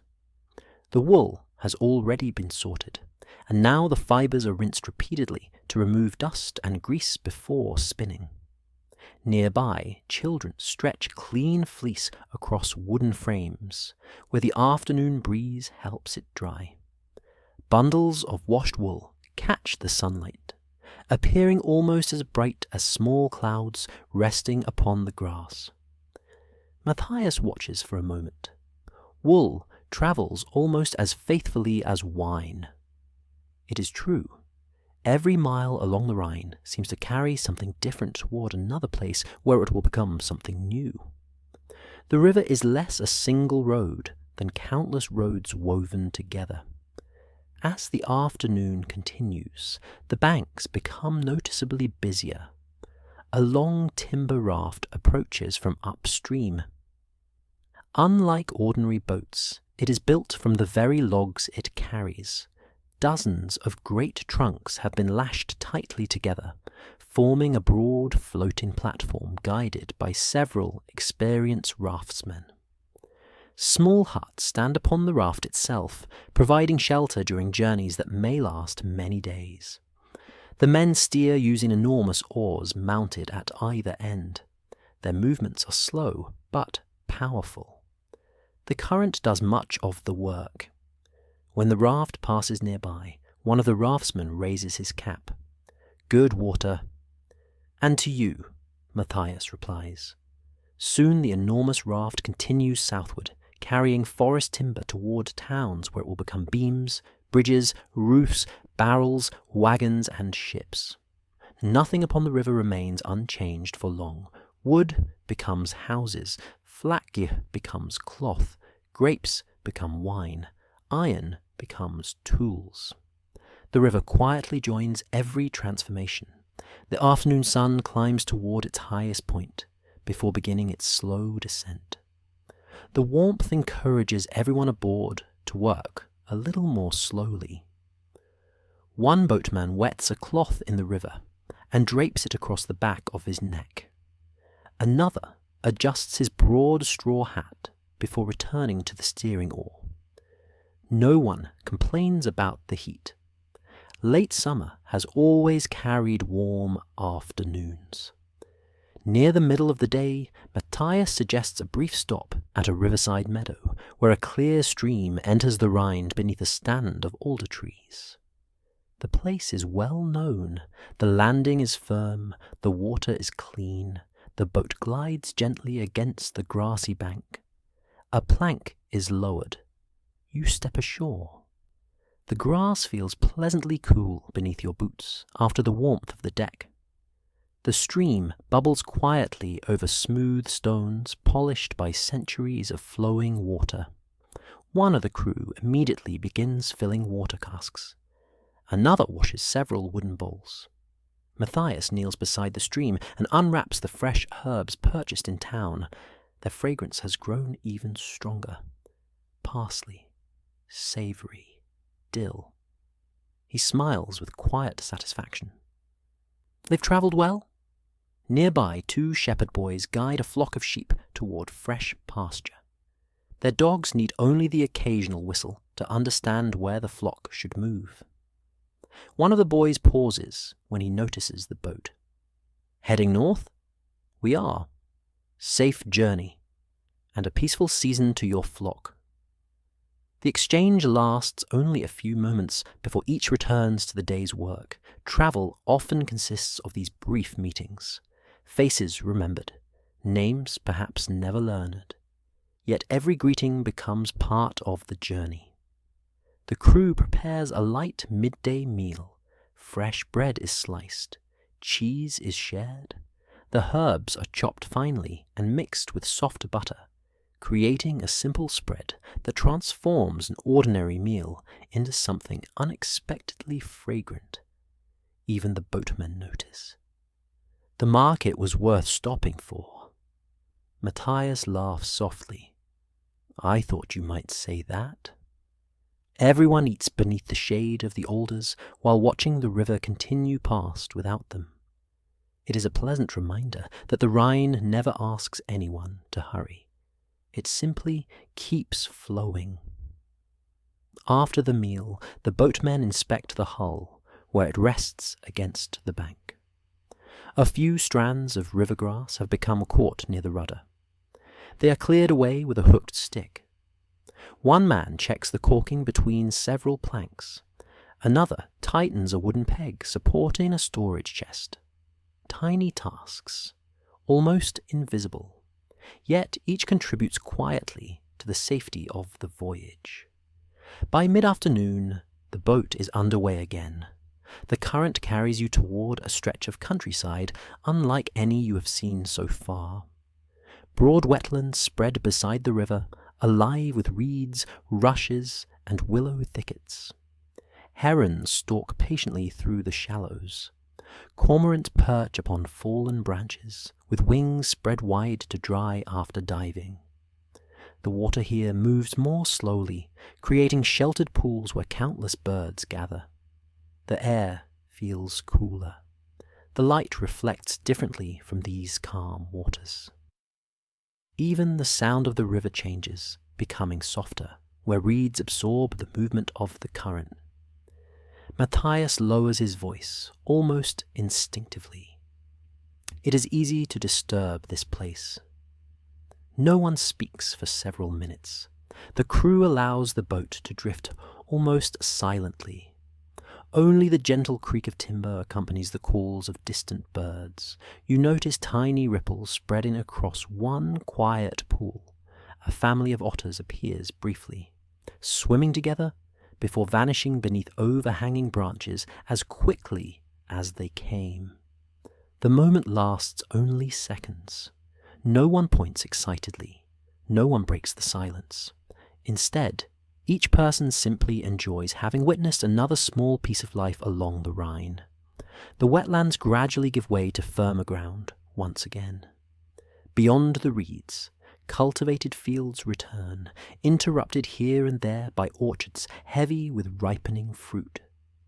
The afternoon has begun its slow journey toward evening. Long shadows stretch across the water, the breeze softens. Ahead, another quiet bend waits to reveal whatever the river has chosen to place beyond it. The bend unfolds slowly, as though the river wishes to reveal the landscape one careful piece at a time. First comes a stand of tall poplars, their pale trunks catching the warm light of the late afternoon. Their leaves tremble constantly in the breeze, creating a soft rustling that rises and falls like distant rain. Then the shoreline opens. Broad meadows spread beside the Rhine, dotted with grazing cattle whose bells produce quiet, irregular notes whenever they wander among the grass. Beyond them lie fields, where the stubble of harvested grain shines with a mellow golden colour beneath the lowering sun. The river itself has become almost glass-like. Only the gentle wake of your boat disturbs its smooth reflection. Clouds drift upon its surface as clearly as they drift across the sky. For a long while, no one aboard feels any need to speak. The silence is not empty, it is simply shared. Matthias leans comfortably against one of the remaining wine barrels, watching the river ahead, while absent-mindedly twisting a short length of spare hemp into a tighter cord. Small pieces of rope are rarely thrown away. Even the shortest lengths may one day secure a bundle, mend a basket, or replace a worn fastening. Waste belongs to difficult times. Care belongs to every day. You watch his hands moving steadily. The motions seem almost unconscious after so many years of practice. Nearby, one of the younger boatmen has begun patching a wool cloak whose hem caught against rough timber several days earlier. The tear is hardly noticeable, yet he sits patiently, with needle and sturdy linen thread, reinforcing the edge before it grows larger. His stitches are simple, strong, meant to last. Watching him reminds you that medieval travel depends upon constant attention rather than dramatic repairs. Most problems are solved while they are still small. As the afternoon continues, another village comes gently into view. Unlike many of the riverside settlements you have already visited, this one sits a little farther back from the water upon slightly higher ground, safely above the reach of seasonal floods. A broad lane lined with elm trees leads from the village down toward a modest wooden landing. Several wagons wait there, each carrying large woven baskets filled with apples. The fruit has only recently been gathered. Some will be sold fresh. Others will be dried or pressed. Still others will travel farther along the Rhine aboard merchant boats, much like yours. Matthias studies the landing. We have no delivery here. Even so, he guides the boat gently toward the bank. We'll buy fresh provisions while they are plentiful. The landing is quiet.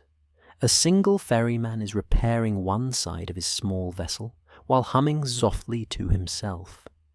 Nearby, two sisters sort apples beneath a canvas awning. They separate the fruit with practiced speed. The finest apples go into one basket, bruised fruit into another. Nothing suitable is discarded.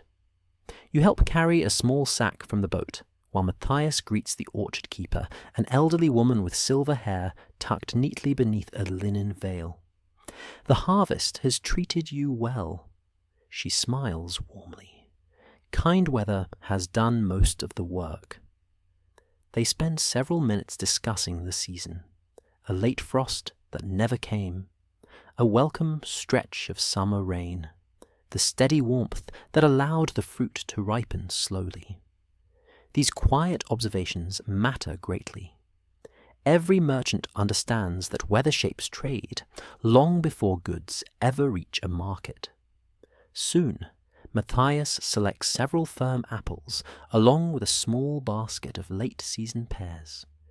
He also purchases a crock of fresh butter wrapped carefully in cool, damp cloth. "Enough for several days," he says. The orchard keeper adds 2 extra apples before tying the basket. "For the river." Matthias thanks her with a slight bow. Generosity often travels quietly through ordinary exchanges. Before leaving, you walk a short distance beneath the orchard itself. The ground is scattered with fallen leaves, despite the season still being warm. Sunlight filters through branches heavy with fruit. Bees drift lazily from blossom to blossom among younger trees planted only a few years earlier. Several children gather wind-fallen apples into wicker baskets, while an older man trims damaged branches with deliberate care. An orchard, like a vineyard, asks for attention throughout the year. Harvest is only one part of its long story. Back aboard the boat, the fresh fruit is stored carefully beneath the shade of the canvas covering. The butter is placed inside a clay container surrounded by damp cloth to keep it cool as long as possible. Simple methods often prove surprisingly effective. The boat slips away from the landing as quietly as it arrived. The village gradually settles back into its own peaceful routine. Soon, only the tops of its trees remain visible above the riverbank. The afternoon light grows softer. Long shadows now stretch almost entirely across the water. The breeze shifts gently from the west, carrying with it the pleasant smell of freshly cut hay from distant fields. One of the boatmen breathes deeply. "It smells like home." Matthias nods. Many places do at this time of year. The remark feels thoughtful rather than wistful. Travel teaches a person to recognize familiar comforts in unfamiliar places. The river broadens again. Its banks become lower, allowing wider views across the countryside. Far away, wind stirs fields that ripple like gentle waves. The movement reminds you that the land itself seems to breathe alongside the water. Near one bend, you notice several monks working in a riverside meadow.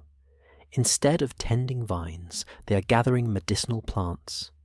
Bundles of yarrow, chamomile, and plantain lie neatly arranged upon linen cloths spread across the grass. One monk raises a hand as your boat passes. Matthias returns the greeting. The infirmary will be busy before winter. The merchant's quiet observation reminds you that monasteries care not only for travellers, but often for nearby villagers as well. Their gardens and fields provide more than food. They also preserve practical knowledge passed from one generation to the next. The boat continues onward. The afternoon slowly begins leaning toward evening. Birds gather along the reeds. Swallows dart low above the surface of the river, catching insects in graceful arcs before climbing once more into the cooling air. The light turns warmer still. The oak barrels surrounding you seem almost golden. Matthias opens one of the water casks and fills everyone's cups. Fresh water from the spring remains cool despite the day's warmth. He slices one of the newly purchased apples. Each person receives several crisp pieces. The sweetness feels especially refreshing after hours upon the river. No one wastes even the core. It is set aside to be carried ashore later, where it will return naturally to the earth. As the sun approaches the tops of the distant trees, the crew begins searching once more for a suitable place to spend the night. Experience guides every decision. The bank should be firm enough for tying ropes. Fresh water should be nearby if possible. Protection from strong current is always welcome. After some time, the helmsman points toward a gently curving shoreline, where a small grove of ash trees grows beside a clear stream. The entrance is open. The water is calm. It looks peaceful. Matthias smiles. Then let us borrow its peace until morning. The anchor stone descends with a quiet splash. The familiar evening routine begins almost immediately. Ropes are secured. The sail is lowered and folded neatly. The remaining cargo is inspected one final time before being covered for the night. You accompany Matthias to the nearby stream, carrying 2 wooden buckets. The path winds through tall grasses where crickets have already begun their evening song. The stream itself runs clear over pale stones, cool enough that tiny wisps of mist rise where the warmer evening air meets the flowing water. Both buckets are filled. Before returning, Matthias pauses for a moment beside the stream. He listens. The river speaks loudly, he says softly, but places like this remind you to hear everything else. For a little while, neither of you moves. You simply stand beneath the ash trees, listening to the water flowing over smooth stones, the breeze stirring leaves overhead, and the distant, steady murmur of the Rhine continuing its timeless journey through the gathering dusk.